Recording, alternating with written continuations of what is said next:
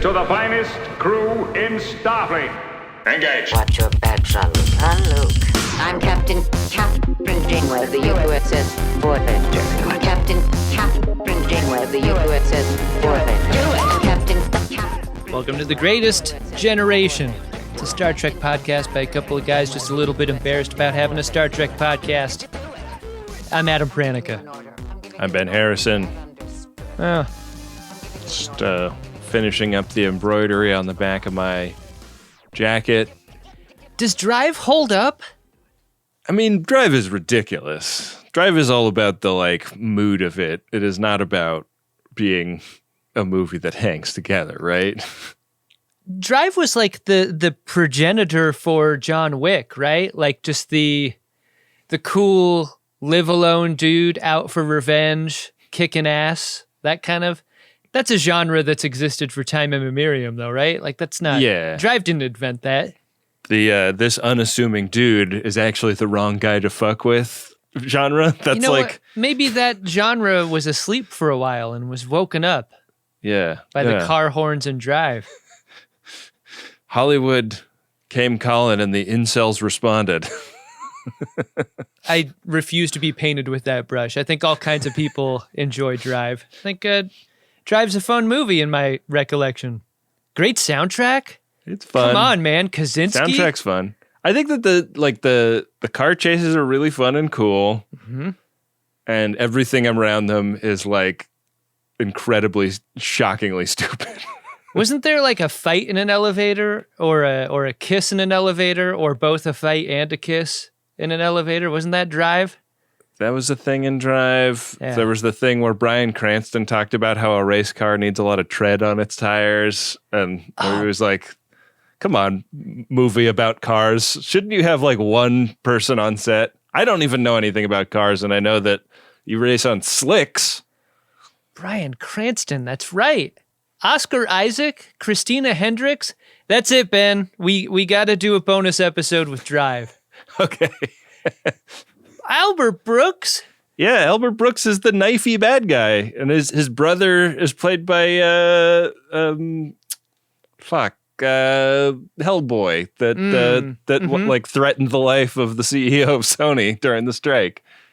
Do you feel the way I do about Ron Perlman, the realest motherfucker in Hollywood? I remember almost every movie up until 2000 or maybe 2005. And then I don't remember any movie that came out after that until about 2020. Uh-huh. You could have told me Drive was made in 2000 or it was made in 2020. But I have a total movie blind spot. It's not like I didn't go to movies in 2010 or 2011. It's just that I don't remember that decade. What happened to me? I remember Drive in a specific era because when Drive came out, there was a kind of guy that was around my not to say I had a social circle, but a kind of guy I would encounter. You had a social line, maybe? Yeah. I had a social arc. Uh-huh. There was a kind of guy I would encounter in certain circumstances who made his entire personality putting on the soundtrack from Drive at a party, you know? I mean, the thing is, it's a fucking great soundtrack. If you're going to be a guy who puts on a thing at a party, I mean, Drive soundtrack, pretty okay. You could do worse. It's good. Yeah, yeah. But doesn't a real human being and a real hero also have real interests outside of putting on the Drive soundtrack at a party? I don't know.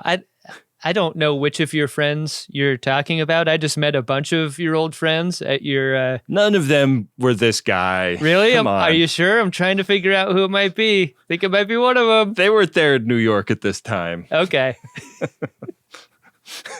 In every man, there are two wolves, and one of them listens to the Drive soundtrack.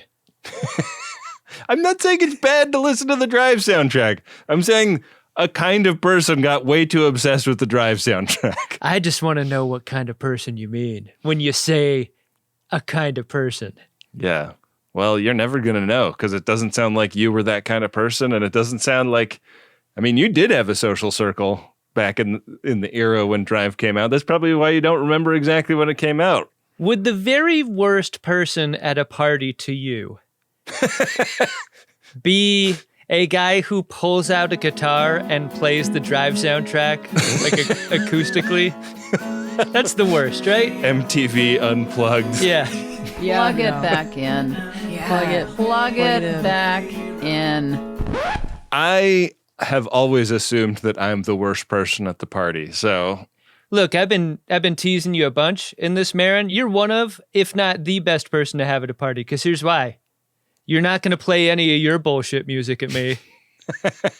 You're going to bring a bottle of something great. You might even make drinks out of the thing that you bring. Always good for a joke and a hang. yeah, You help me clean up. You get the fuck out. Like that. Those are great. Those are great qualities in my mind. I appreciate you saying that. It's not going to dissuade me from my conviction that I'm the worst person at a party. Sure. You know what? If that is the engine that keeps you at this level, like sometimes your false modesty can actually make you like a better party goer. And so if this Right. is like the fuel for that, Yeah. keep thinking that. Yeah. Okay. You suck at parties, Ben. Definitely come to my next one. Yeah. If you ever invited me, Yeah. I could demonstrate how much I suck. Yeah, all my parties are Christmas parties. Well, we're getting into the holiday season, and love is in the air, Adam. Do you want to get into the episode of Star Trek Voyager we came to talk about today? What a bizarre little nugget this one is, Ben. It's Star Trek Voyager Season 7, Episode 3, Derive. Now that's pod racing. Revert course. Unless you've got something a little bigger in your torpedo tubes, I'm not turning around. Our cold open is on the Delta Flyer, and it's zooming through a test flight through an asteroid field with Paris up front at the wheel and Harry Kim in the station behind him. It's got to suck to be seated where Harry Kim is facing, because you're like basically orthogonal to the direction of travel. So you're just looking at the side of the ship the entire time. Yeah, and you're only looking at the back of someone's head also. Yeah. Which a lot of times is fine, but in this context, no way. Yeah. I mean, in a version of Star Trek where nubbin bugs became the big threat to the Federation that they thought they might when they wrote that episode of TNG, like this is a good seat. You want to be back there checking for nubbins. It's one of those compositions that I think merits mention in that, like, you've got to do it this way. You can't do shuttlecraft style seating in a place this important to Star Trek Voyager. Right. You have to have a guy over the shoulder of the pilot in order to make the composition work. And frequently that's what we get here, this two-shot. It's a nice shot. They're zooming around. Harry is being, a little bit of a wet blanket about the way Paris is flying. And then a ship pulls up alongside them, and a lady voice from the other ship challenges them to a race. And Harry puts his wet blanket down, picks up his crank. Harry Kim is kind of the Goose to Paris's Maverick here, isn't he? Oh. Goose frequently the, not now, Mav, not a good idea to buzz the tower or whatever. Right. In your description, that just hit me. Like, yeah, Harry Kim doesn't want to buzz the tower. Tom Paris does. Let's race. Yeah. Does that mean that at such time as Paris and Kim have to eject, Kim would bonk his head on the plexiglass as they get out of the plane? I think that's the case. I mean, Man. Harry Kim lived off of his own ropes in that escape pod for a long time, right? Yeah. It's going to make Meg Ryan so sad if that happens. Yeah. They race to the comet at the end of the asteroid field. Just a beautiful shot at the end of this cold open. What a place. I liked the shot. It was a really dynamic, interesting environment. Ben, if you are dropped into an episode as the action's happening, and that action happens to be a race, would you say that you're in media race? Yeah. Because that's us after the theme. You are in Media Race. I felt like, by contrast with the opening, which felt really exciting and dynamic, the way they shot this race after the opening credits felt really slow and kind of lethargic and non-exciting to me. Kind of a weird tone if what you're trying to do is like a race episode. Right. Which is what this is. Yeah. Like, I think that they got it a little bit better in the later ones, and maybe what they were trying to do is like not nuke the fridge, not have all of the excitement get out of the way in the first 4 minutes of the episode. Let me ask you a question. Do you think that this episode overestimates the amount of interest there is in the Delta Flyer as a cool ship that people want to know more about? Because kind of a lot of time and attention is given to like, whoa, cool new impulse engines, or like, wow, the seats look like they might be in a different color, or whatever. Yeah.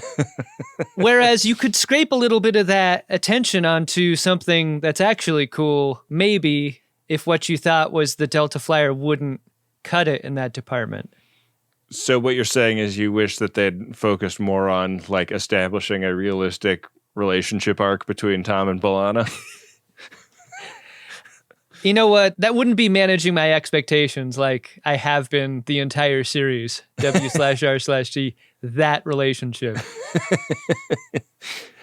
I mean, I was kind of surprised, having read the capsule for this episode, and like the race comes between Tom and B'Elanna, that this lady that they beam over does not become an object of romantic interest for Tom. Yeah. Like, the episode seems to be like, I guess we can't do that, so I guess we'll make Harry interested in her. You know? Like, it sort of feels like a writer's room afterthought of like, oh yeah, I guess we should probably, there's going to be a young woman in this episode. We have to make one of the male characters be horny for her. Right, but as the resident stickman of Voyager, it has been a while since Harry stuck it in Strange.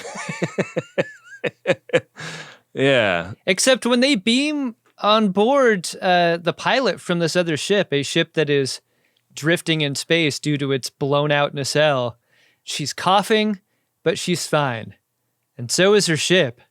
It's going to need some repairs, and so Harry Kim is pretty enthusiastic about putting some fresh parts into her hull on Voyager. Yeah. He's like, you got your nacelle blown out. Let me blow something else out for you. Yeah, how's that back doing? Are you always this inquisitive? Get up, Harry. Who are you? That depends on who I'm talking to. Parents must be very proud. The one with the long handle. Of course. Who are you? Harry Kim. There's someone to watch out for. How can you turn me down? Apparently I can't. Who are you? Harry Kim. I lasted 22 minutes. And your mom? Very proud. Harry Kim. Who are you? Harry Kim.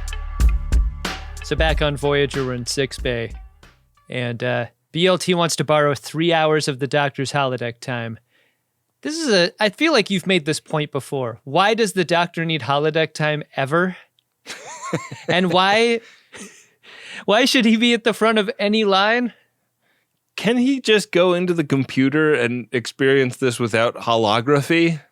This is my question. Like, when he goes to sleep, doesn't he just go into basically what the holodeck is? Or does he go to sleep? Like, yeah, I don't know. there definitely seems to be something in Star Trek about like the holographic matrix is doing more than just representing something physically. It's like also like somehow computationally important. So I don't know. Maybe there's something to that. But anyways, yeah, he's got a tea time that he doesn't want to give up. And she's like, listen, you don't understand. I have put in so much work getting all of the holodeck time for this entire weekend put together, except for this 3 hour span. And if I can get your holodeck time from you, then Tom Paris and I can have a romantic weekend getaway on Giddy Prime, the seat of House Harkonnen. That's supposed to be better than Ryza in her mind? What a nightmare. I really wish the Doc didn't acquiesce here and instead, like, BLT and Paris got to do their holodeck time up until the 3 hours when they have to, like, side out and rotate Getty Prime for the doc. Yeah. Give me that scene. You're a golfman.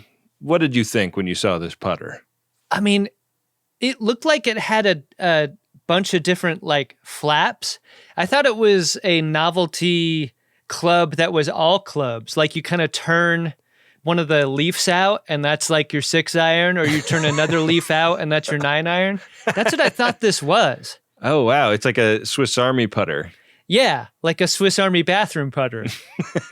I have made an improvement. But I know what the doctor's feeling. Like, tea times are hard to come by. You don't really want to change them if you don't have to. Yeah. But BLT does this thing that we rarely see her do, which is like guilt trip someone hard.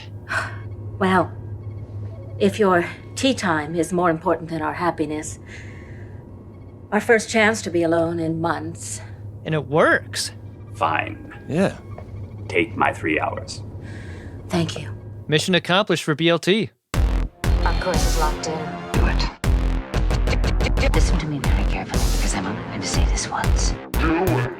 Meanwhile, in the Shuttle Bay, we get like a very fun establishing shot of the Delta Flyer next to this lady's ship. And inside, Harry Kim is trying to help her fix things up. She's a little short with him in a way that seems like maybe Harry Kim's skills of a Mac Daddy are not necessarily working super great on her. I thought the casting here was really interesting because it seems on the surface that this is going to be an episode where Harry Kim has the hots for the hot guest star of the week. Right. And, you know, in the beginning, she's cool to the idea for whatever reason. And this episode surprised me because up until its revelation happens, I was like, yeah, she's just not down with Harry Kim. And that's okay. I guess it's a matter of taste. And yet he persists, you know? Yeah, in the way of like millions of characters on millions of 80s and 90s TV shows in particular. That's it exactly. Yeah.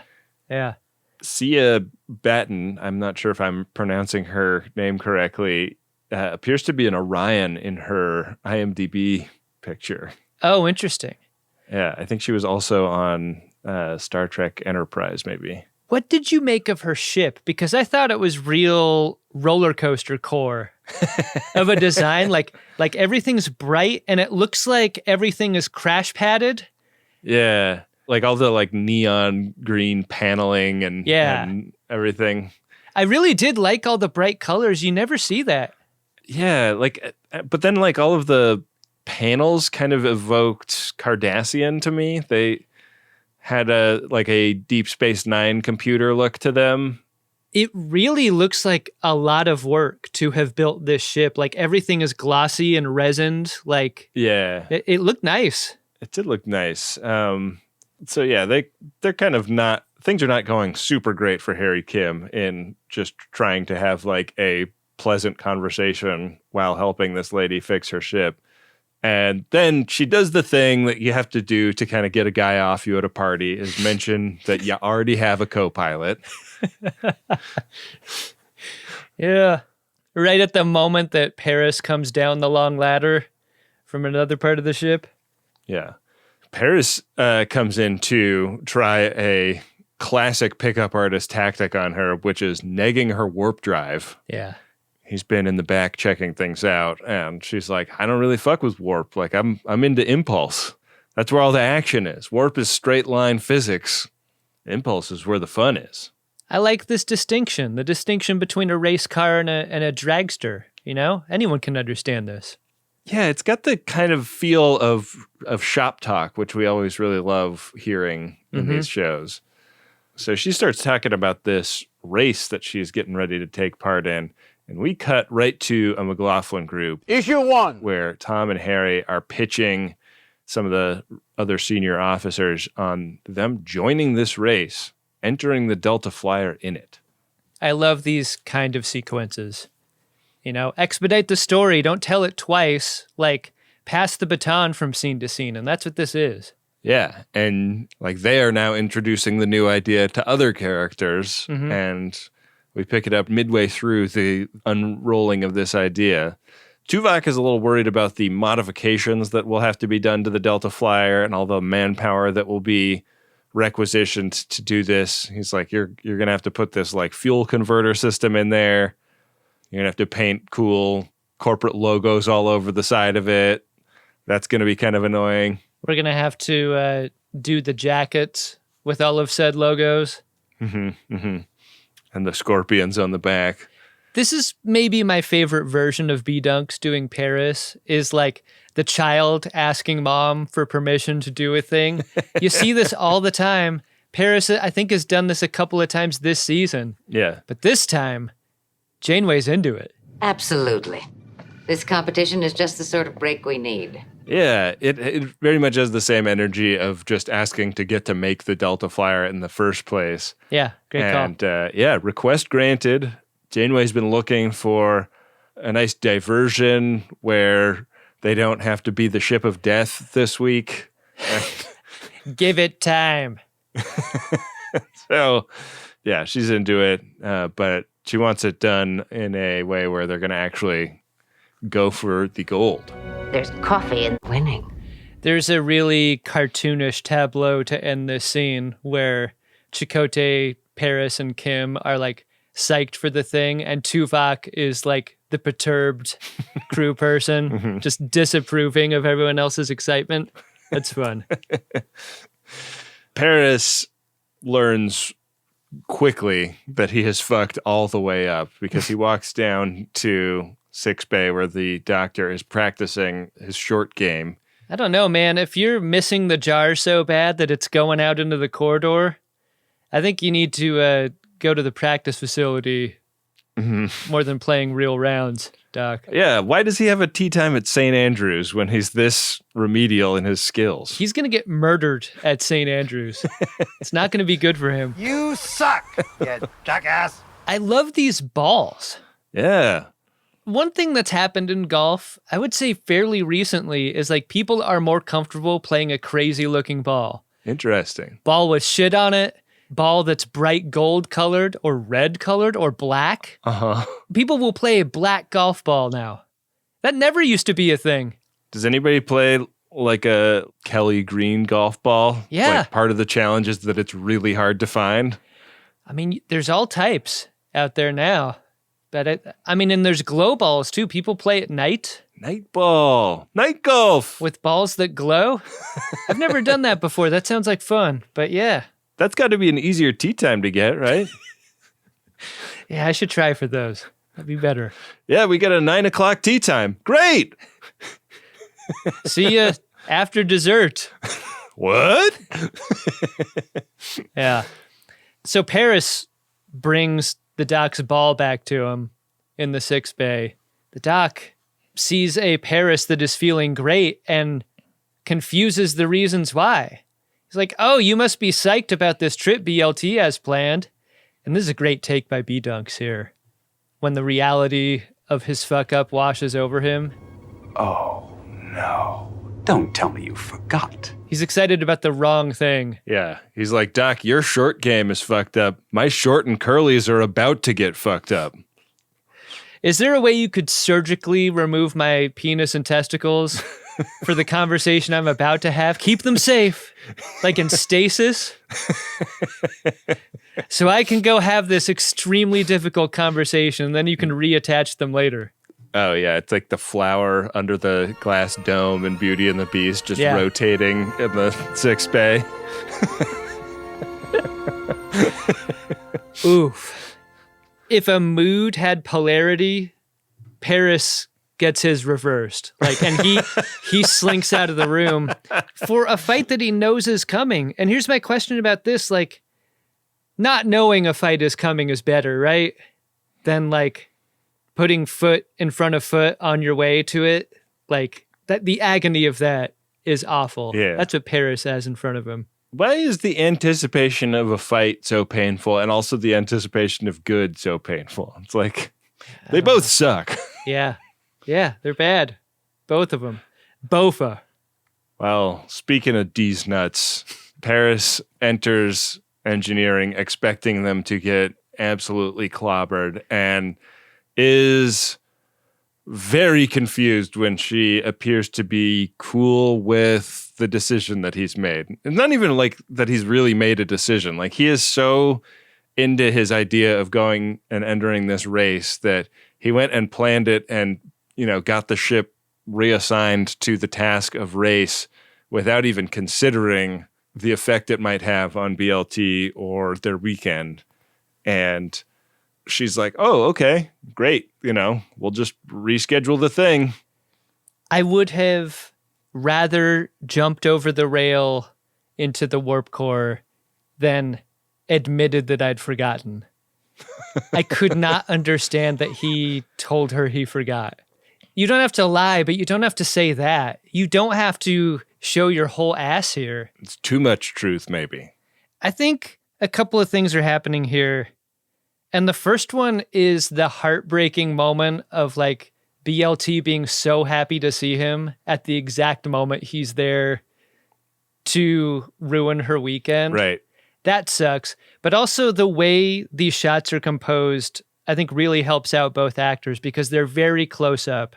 You get to see their expressions right in there in a way that allows you to perceive BLT's kind of dishonesty about being okay with this. And the like kind of wishful thinking that Paris is engaging in suspending his disbelief and believing her dishonesty. Like, yeah.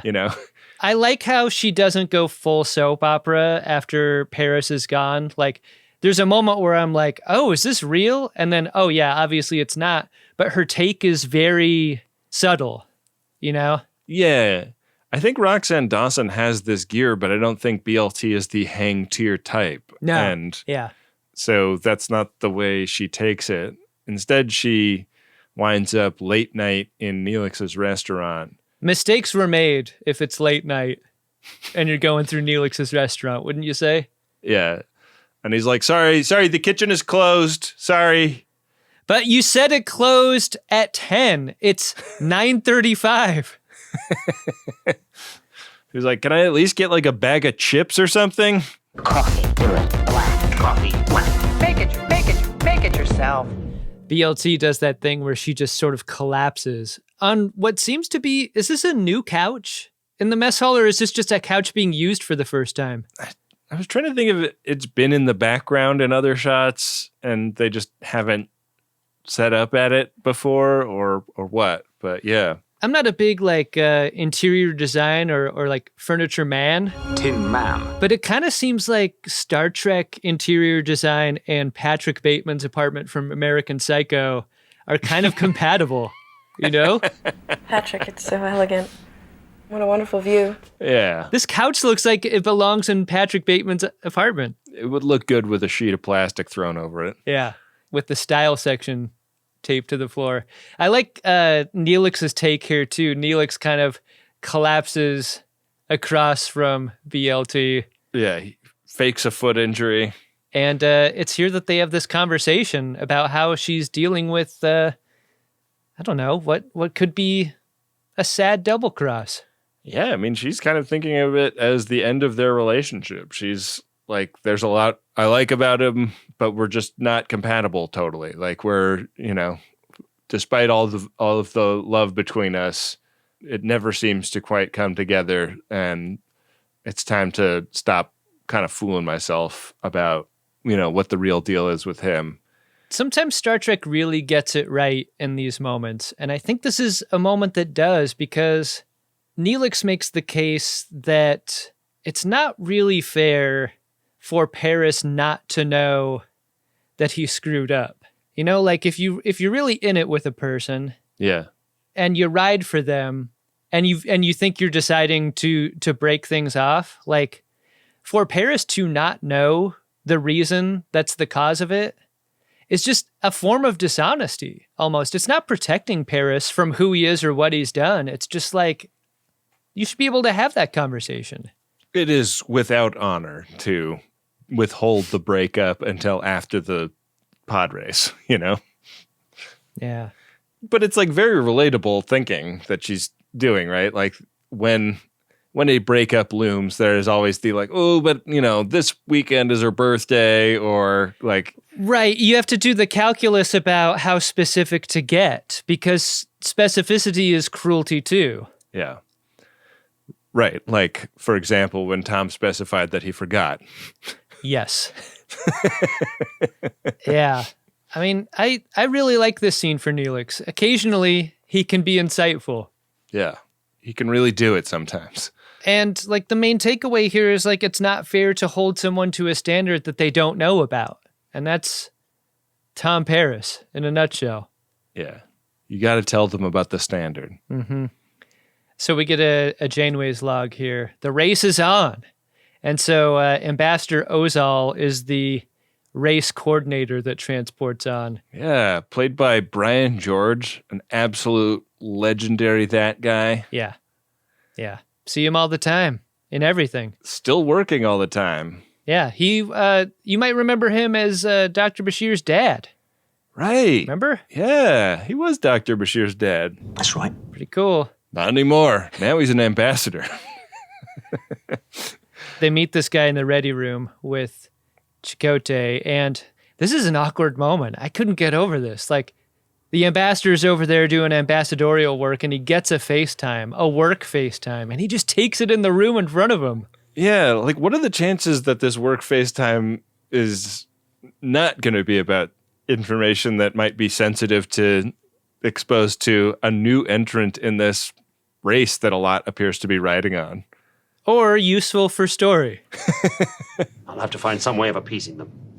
So the backstory here is that this race is about peaceful competition to demonstrate the strength of a new treaty between 4 species that have been vying for control of this area of space.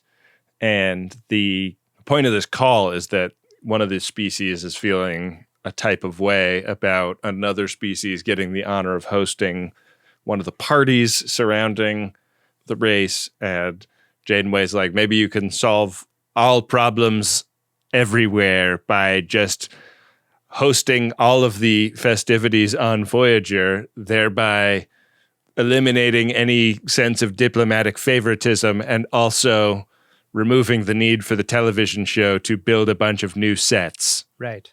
Yeah. Yeah, in contemporary terms, it's like, choosing a neutral site for Thanksgiving or Christmas or whatever, right? Yeah. If you got a bunch of different parent families involved, yeah, you just take it out of there. Take it out of their hands. Indeed. So, so this is great news for everybody, including the scenic building department. And we cut right to one of these parties. And this is the one where the racing teams are getting to know each other. And Irina, the lady that Tom and Harry saved before, is talking to Tom and Harry, who have snazzy new pilot uniforms. She points out a guy named Asan, who is one of the favorites in this upcoming competition. And he is over at the bum out window using it for its described purpose. I don't think Star Trek uses white in their costuming very much, but when they do, it just fucking explodes off the screen. That's what I felt about these uniforms. I thought they looked amazing. They looked great. The white is so bright. I wonder if it's just hard to, like, you probably have to like remake this uniform every episode to keep it like as crispy and white looking as it does. Yeah. It's probably why they don't do it. But yeah, these are great. You never see it used, but you get the sense that those straps are Velcro across the front. I just really love how they hang. They're really neat. Yeah, looked really good. Paris goes up to Asan, who is a former fighter pilot in whatever the war was that this treaty and race are in response to. And he's like, hey, dude, nice to meet you.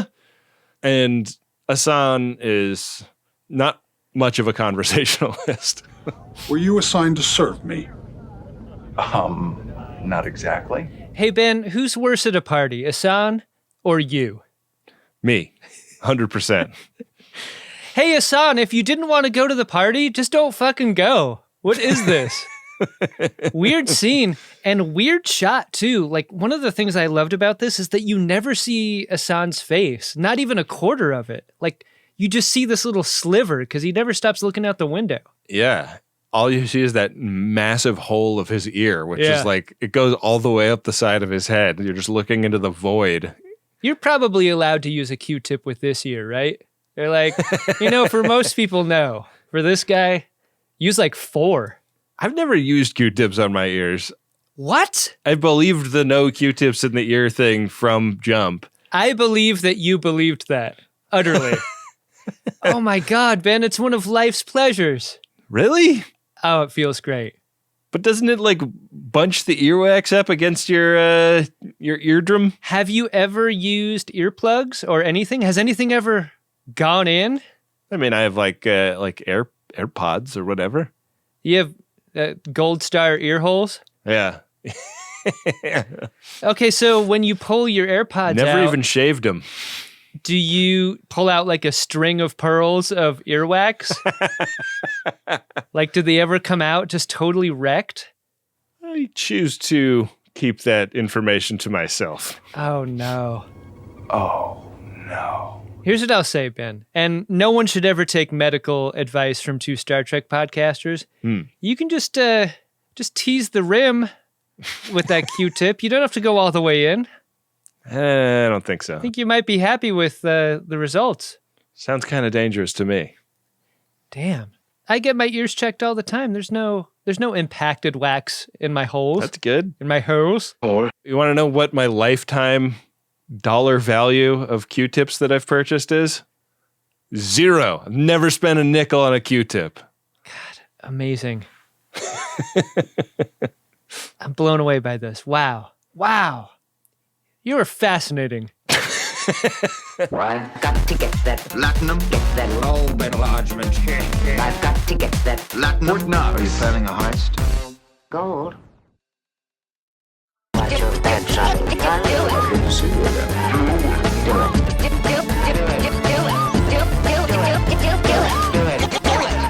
Janeway out.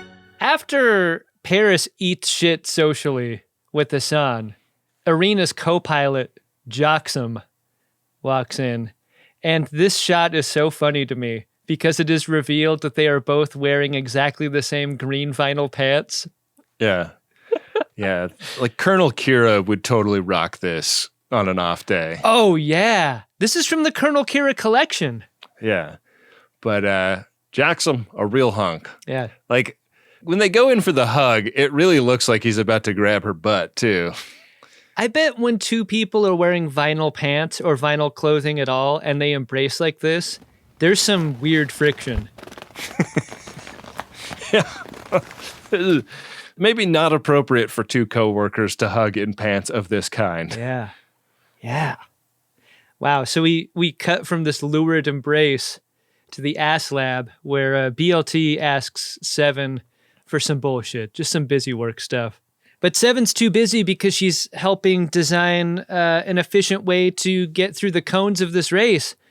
And BLT's like, why are you helping? Yeah. You of all people wouldn't care about this. And the way Seven explains it is she's like, I know that by helping a little bit, I can make our work relationship better. Tom Paris sometimes gets busted down to ensign, but most of the time he's a lieutenant. And when he's a lieutenant, we got to work well together. So like flaws and all, I still respect the guy. And we're a better team when that respect goes both ways. From the mouth of Robo Babes. This really hits BLT like a ton of bricks. Yeah. She has one of those like the end of the scene is one of those takes that's just BLT going, huh. Yeah. This whole episode feels very soap opera-y in that way, right? It does, yeah. The reveal is that the next day Tom is getting ready for the race and he gets run up on by a paparazzo. That paparazzo, his girlfriend, she's in a flight uniform. She's replacing Harry Kim as his co-pilot. Pretty great, but also pretty fraught, right? Yeah. Like, Harry Kim and Tom Paris are a great team. And when you introduce special person to a hobby, watch out. Yeah. But also, when Special Person shows up in the form-fitting flight uniform with the white yoke on top. Yeah. It's like, I cannot possibly stay mad at Special Person. I don't know if it's just a quality to a race or whatever, but like frustrations during competition like this are so fraught that to like also introduce relationship to it just felt so dangerous to me. Yeah. The stakes is high, but it's time to kick off the Antarian Transstellar Rally. How great is this introduction to the race scene? Like, I feel like video games do this really well. Like, the moment before the race begins, like, the shot floats around to the car you've selected in the car selection screen, and like, it's that time to get excited because the motors are running and your vehicle is kind of ready to go. And that's kind of the scene that we get here on Voyager. It's given F-Zero. It's given Mario Kart. Yeah. It's giving like Fast and Furious movie. Like, totally. We see all the pilots and co-pilots. We see all the ships all lined up. There's so many cool designs. Like, that was such a fun part of it. And scales. Yeah. Loved seeing that. Yeah, and all the bigger starships lined up along the front of the raceway, and Ambassador Ozal kind of like speaking to the import of the moment. How badly did you want Ozal to hit the button to shoot the torpedo that started the race? That would have been fun. That would have been fun. Let Ozal hit the button. Prepare for the starting signal. I would have also liked, after the torpedo exploded and the race started, to cut back to the bridge and have Tuvok just be at the back of the bridge going, "That was our last torpedo." There was a body in that one. So we get a bunch of fun race footage, and during the race, Hassan scrapes the Delta Flyer. Ben Rubbin is racing. We all know that. Rubbin is racing. BLT seems a little bit surprised by this, but Paris has to explain. Yeah. No, he didn't slam you, he didn't bump you, he didn't nudge you, he rubbed you. He's thinking about trying to get Hassan back with a Colford Starburst maneuver later. But yeah, they're in close quarters as this race goes, and Neelix comes down to the ass lab where Seven is monitoring everything on kind of like a top-down, like the kind of graphics that you have at the ballpark when it's like the dots are racing around the bases. Yeah. Kind of thing. And he's like, you're giving percentages and it's not very exciting. Let me show you how to color commentate.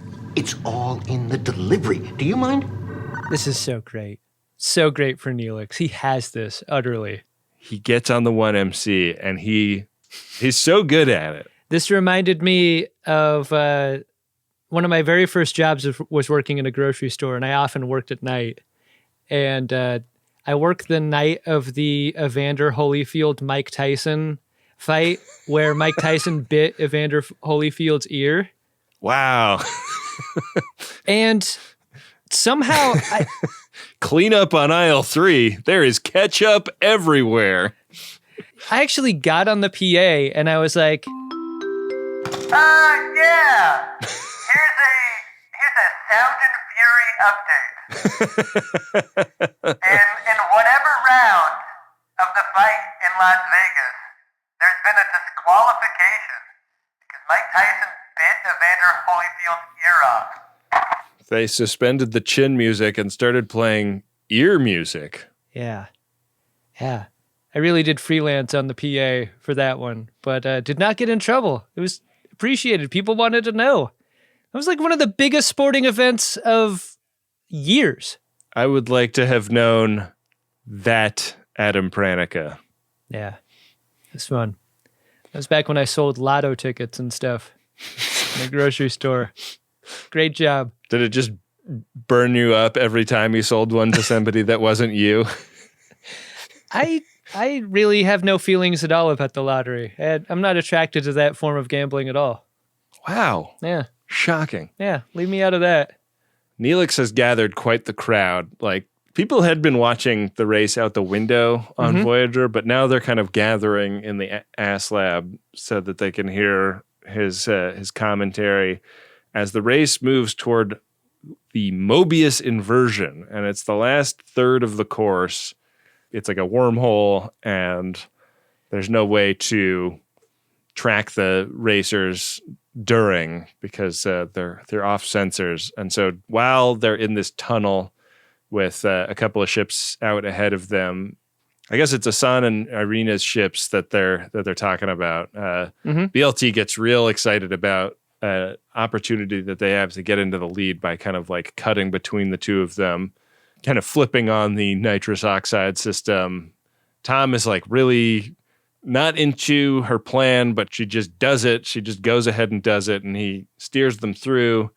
And the second they pop out the other side of the wormhole, they get word from the race authorities that it's time to shut the engines down because there has been a technical problem on one of the other ships, and like emergency crews are responding, I guess. Probably helps that they get to scrape the ships as they go by. Mm-hmm. That's fun. Mm-hmm. Black flag, Ben. Got to stop the race. You never like to see it. Yeah. The reason why is that an accident happened on Irina's ship, and poor Jackson, his pants are fine. I need to say that up top. Nothing's wrong below the waist. But he got rocked in the face when his panel exploded, and Irina's rocking a very sad side ponytail as she absorbs this information. Yeah. She's pissed at Asan for being the one that damaged her ship. And when we cut over to the conference room, like Ozal is there to hear the explanations from those involved about what happened. And BLT's kind of taking responsibility for the scrape. And Tuvok walks in with a wooden shoe that was lodged in Irina's ship. Yeah.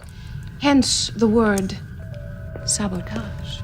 Is this a shoe of race shenanigans or a shoe of war? Is the question. That is the question. It seems like the shield thing overloaded, not just because so much rubbing and racing was going on, but because somebody threw that into her shield generators. And like, Asan has not been wildly apologetic, and BLT and Tom like have a little bit tried to take some responsibility for what happened, but they're like, well, you know, like this is pretty fucked up. Like, we need to think about this. And the ambassador is quite concerned that this could be a prelude to a broader conflict, because like if somebody is trying to mess with the race, it might be a way to destabilize the peace that they've fought so hard for. I like how plausibly athletic the racers are here. The racers just want to race. They don't really seem to give a shit about the politics of it. Yeah. They just want to get back behind the wheel, and that sort of ends up being the consensus. Yeah. So in the corridor after, Irina and Paris and BLT run into Harry Kim, who is absolutely psyched about being Irina's new co-pilot.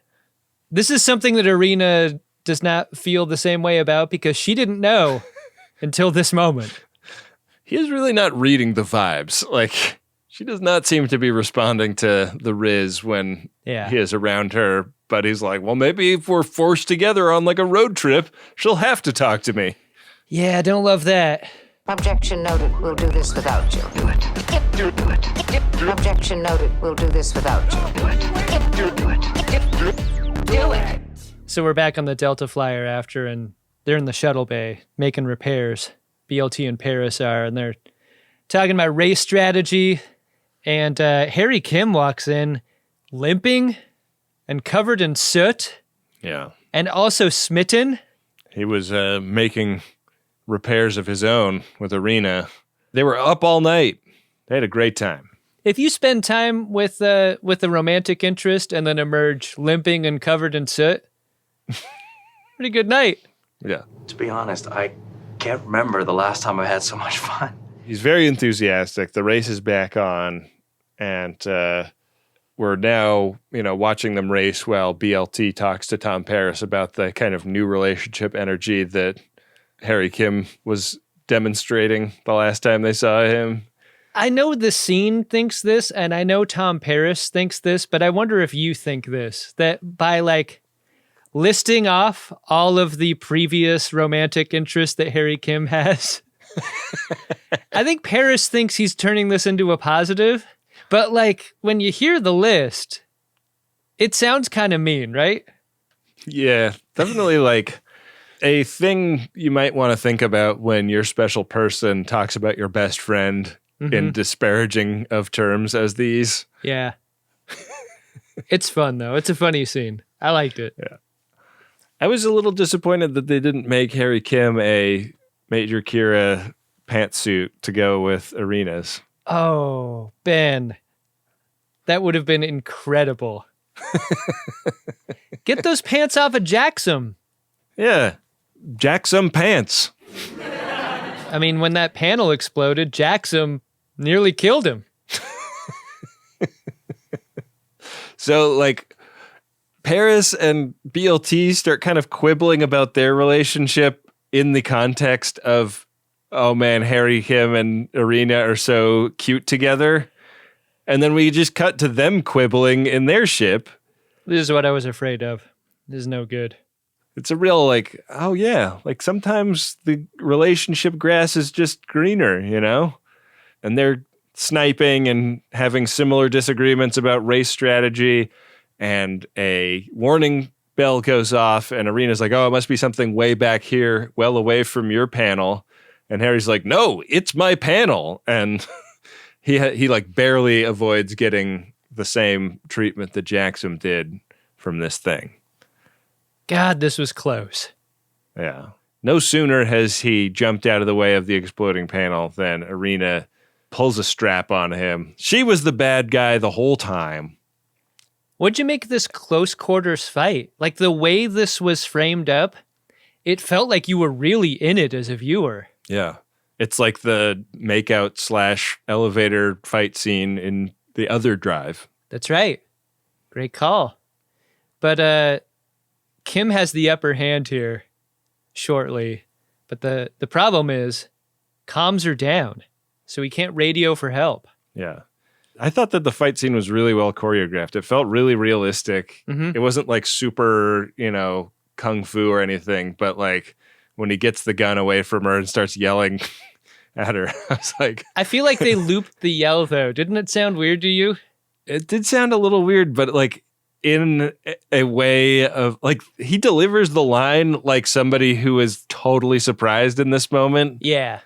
Like, I thought I was going to get to smash with this girl, and now I'm like struggling to get a pistol out of her hands that she was aiming at me, What the hell is going on? Garrett Wong's incredulity here is maybe his finest hour of the past season, at least. This is good stuff. This is chewy. Yeah. Well, we're only 3 episodes into the season, so. Yeah. I still mean what I said. So back on the flyer, things are almost as big of a fight over there. Yeah. They're arguing about thrusters, Ben, but are they really arguing about thrusters? I don't think so. Yeah. The metaphorical thrusters seem to be malfunctioning in their relationship. And there is a very real feeling here that, like, these are two people who love each other very much, but they're allowing the fact that their relationship might not be perfect to be a reason to break up. I really loved the way they took the metaphor of scraping shields into their own relationship in this conversation. Like, the script establishes that as some of the terminology that you use in the context of pod racing, and then they bring it into this conversation. I thought it was a really nice little flourish of writing. And I also like that Tom gets so frustrated that he cuts the engines. He's like, the thing that we are working out here is much more important to me than anything else going on around us. Yeah. And she's really shocked about that. Like, she is pretty invested in the race by this point.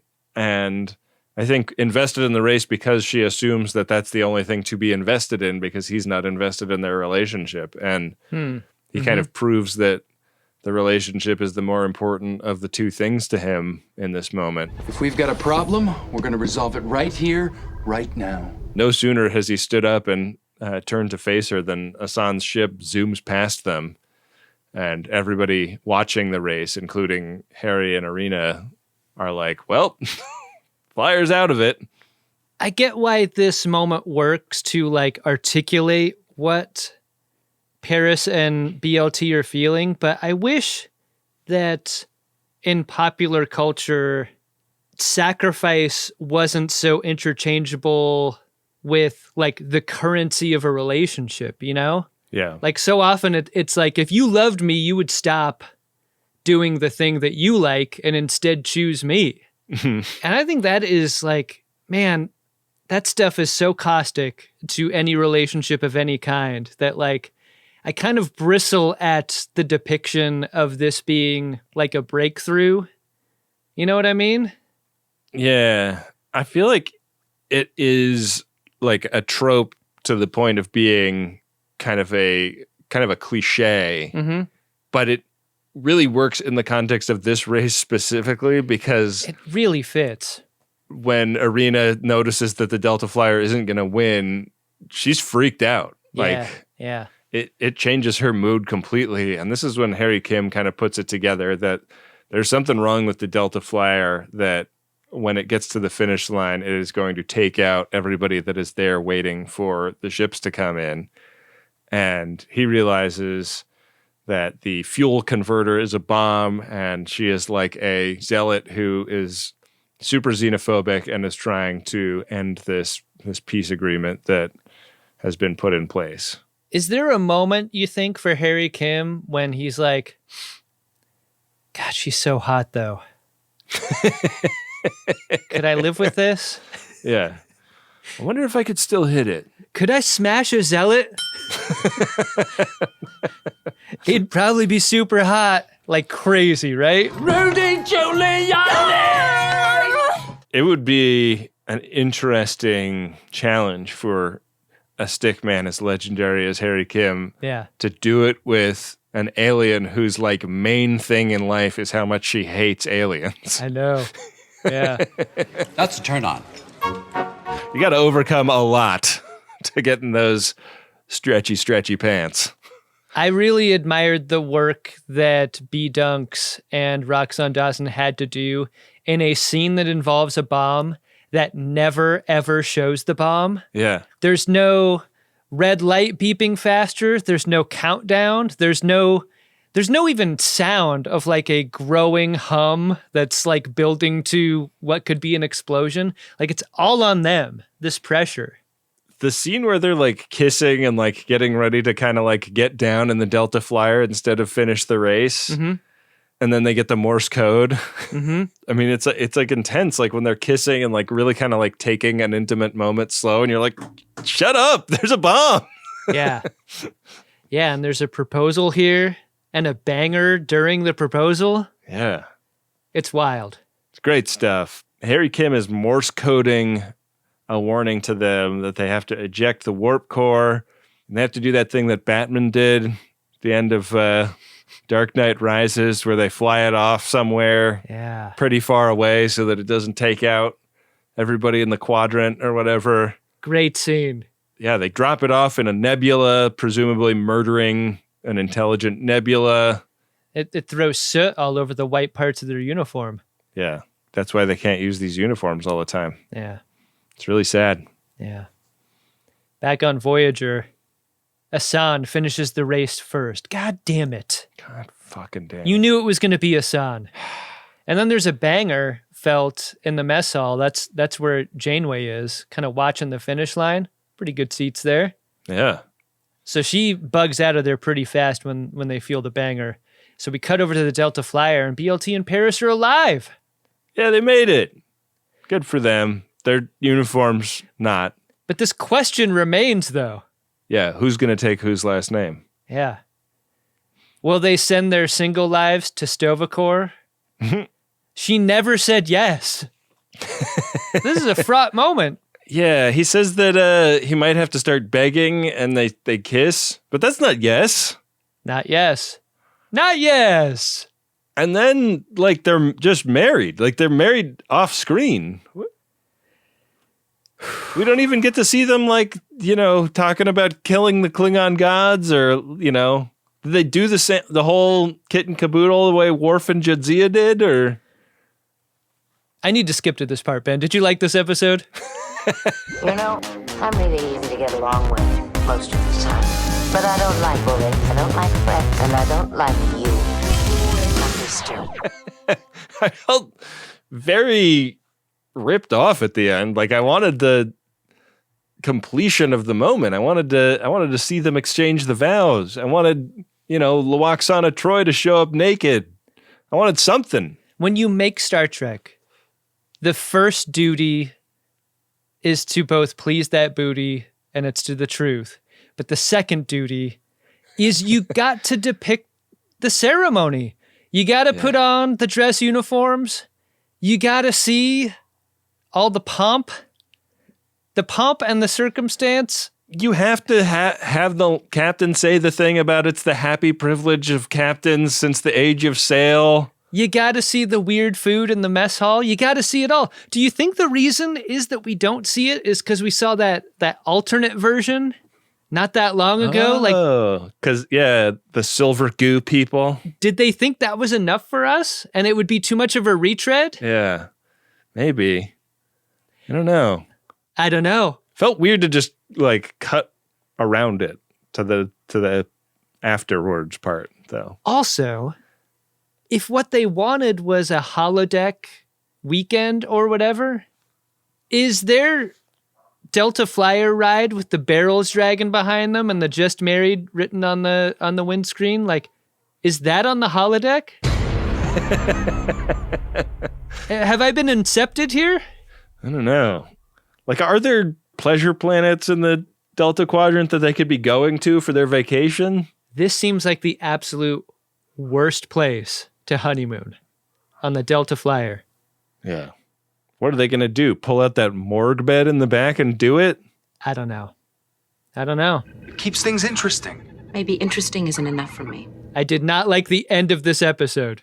I liked everything else. I thought it was a really cool episode aside from that. The technology that they now have to do an entire starship race is so cool and so different from anything that they've done before. The kind of terms of the adventure were so cool and different from kinds of adventures that Star Trek has done before. It really opened up the universe. Yeah. In this way. Yeah.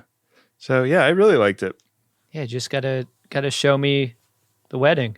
Mm-hmm. Show the finger going in to the ring. Yeah. That's what I want to see. Mm-hmm. Mm-hmm. Well, do you want to see if there's any Priority 1 messages in the inbox, Adam? Ben, I'm going in to that. Priority 1 message from Starfleet coming in on secured channel. Need a supplemental income. Supplemental income? Supplemental. Yeah, it's extra. The interest alone could be enough to buy this ship. Beginning with our first Priority 1 message, Ben, it's a promotional message, and that goes like this. Okay. Greetings from Colleen. Seska drop. Seska. A Bajoran crewman with a Cardassian physiology. She wouldn't do something like this. And Jason. Rolaren drop.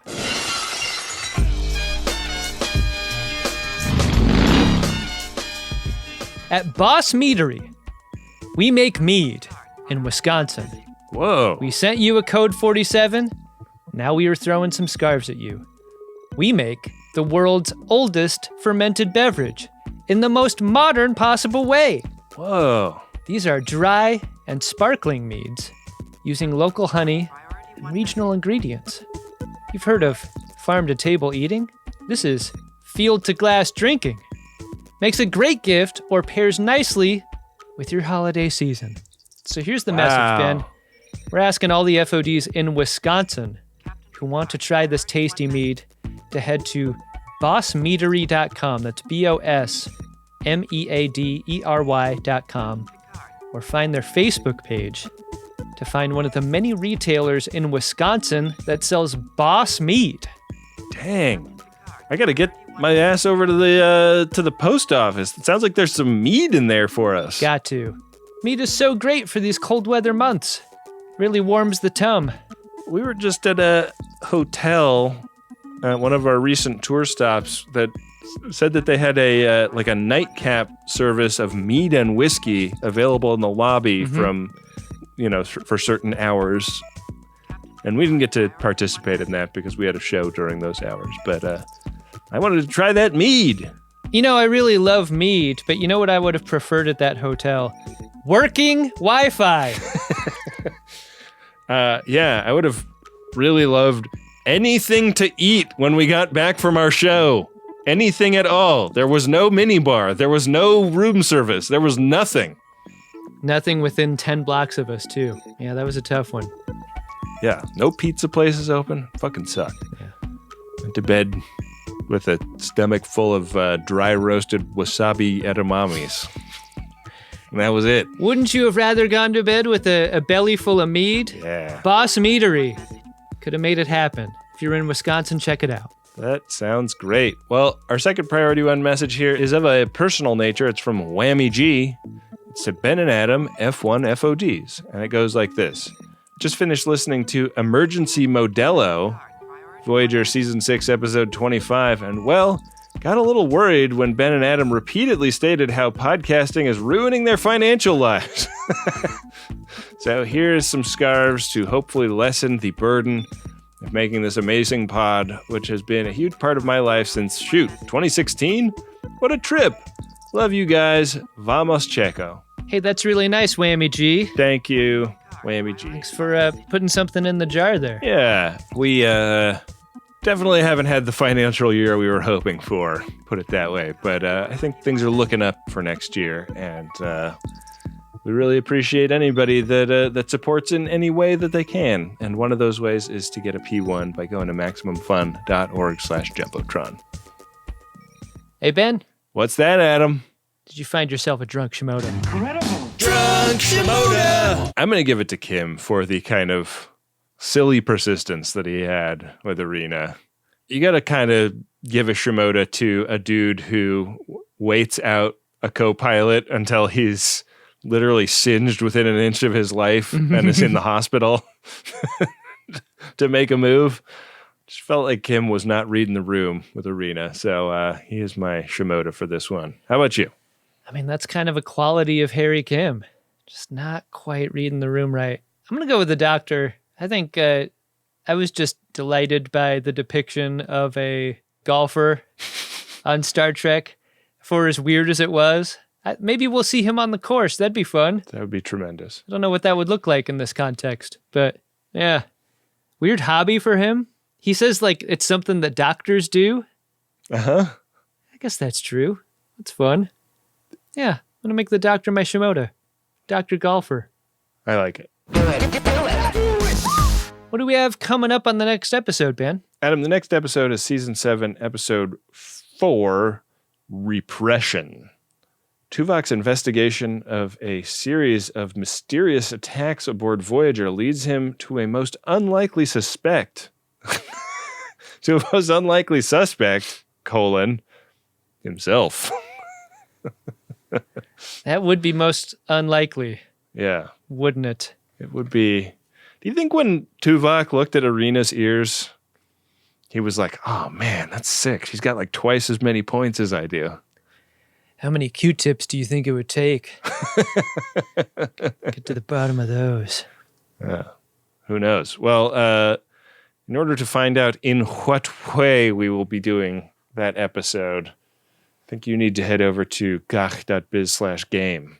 Ben, I see that our runabout is pulsing gently on square 27 on the doorstep of a Naked Now episode. An episode I'm really hoping to avoid. My least favorite episodes of all time are ones from which I must broadcast in a bathtub. It's not because I don't like baths, I just don't want to do a bathtub show. It's just me. It's just what I don't like. Call me crazy. You're required to learn as you play. Roll. The game doesn't care what you do and do not like. Just to be clear. Here's the roll. Whew. Rolled a 2. Chula! Did I win? Hardly. Hopped it. Hopped it to square 29. Wow. Safe. That's like twice as much as you usually roll. Yeah. Yeah. I feel really good about that. Good and relieved. Mostly relieved, I'd say. All right. That we get to do a regular old episode next week. The best kind that we do, I'd say. You're the only one. All right, Adam. Well, we got some people to thank here at the end of the episode. I want to thank all of the friends of DeSoto who support us at MaximumFun.org/join. Hey, it's the holiday season. You could also support us by going to podshop.biz and buying some gifts for the friends of DeSoto in your life. Got all kinds of great stuff on there now. So many new things. It's hard to list them all out. I don't even know what my favorite would be. That mouse pad's back. That's special. Yeah. I really like all the Shimoda merch, and we just did some new DeSoto merch in the style of Friends. How about the Brenner Information Systems stuff? That's brand new. That's great. So much cool stuff on there. Yeah, you need a work shirt that is kind of code for I'm a friend of DeSoto. Yeah. Get yourself a Brenner Information Systems polo. You can get a Columbia fleece jacket, like real, like the brand name Columbia, and then the Uxbridge Shimoda logo on the breast, embroidered on there.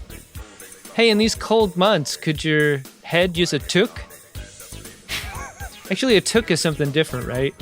Are all hats toques? I think what we call a beanie cap, the Canadians call a toque. Hey, there you go. We got one of those. Yeah. In the store? At this moment, we might even have a couple. Yeah. So get your butt over there. Get some nice gifts. Get yourself some nice gifts. Why don't you? Yeah. Potshop.biz. That's where you do that. Got to thank Wendy Pretty, the producer and editor of this program. Thanks, Wendy. You're the best. Got to thank Bill Tilley, the card daddy, who runs the @GreatestTrek social media accounts over there on all the internets. Hey, join a friend of DeSoto community near you. We've got drunkshimoda.com Discord group. We've got the Greatest Gen subreddit, Greatest Gen group on Facebook, which has probably spawned 250,000 different subgroups, whether you're into like polyamory or cooking or having a pet. There's a Greatest Gen subgroup for you. What's your Peloton thing? You just do #Greatest Gen on Peloton? #Jim Shimoda. Oh, #Jim Shimoda, of course. Join the hundreds of Peloton riders over there, riding on that hashtag, or lifting weights on that hashtag, or doing yoga on the hashtag, doing all those things. It's great. Whoa. How do you lift weights with a Peloton? Do you just lift the bike up? Is it pretty heavy? I'd love that. No, there's like gym programs and stuff in there. Oh. You just work out to a trainer telling you what to do. It's great. That's fun. Yeah. Well, all of those are great communities to be a part of, and I encourage it. Yeah, these can be lonely months for some folks. Just want you to know you don't have to be. Lots of friends of DeSoto out there ready to welcome you with open arms. And in the case of the armless friend of DeSoto community, just ready to welcome you, period. We got to thank Adam Ragusia, who made our original theme music, and Dark Materia, who made the original Picard song. Thanks, you two. And with that, we're going to be back at you next week with our 500th episode. Literally. What? Yeah. It's crazy. Amazing. That's exciting. Banana cakes. Yeah. Banana pancakes. It's delicious. Let's go get some banana pancakes. Yeah, Banana Pancake Power Hour, our 500th episode. Let's hit it. Make it so.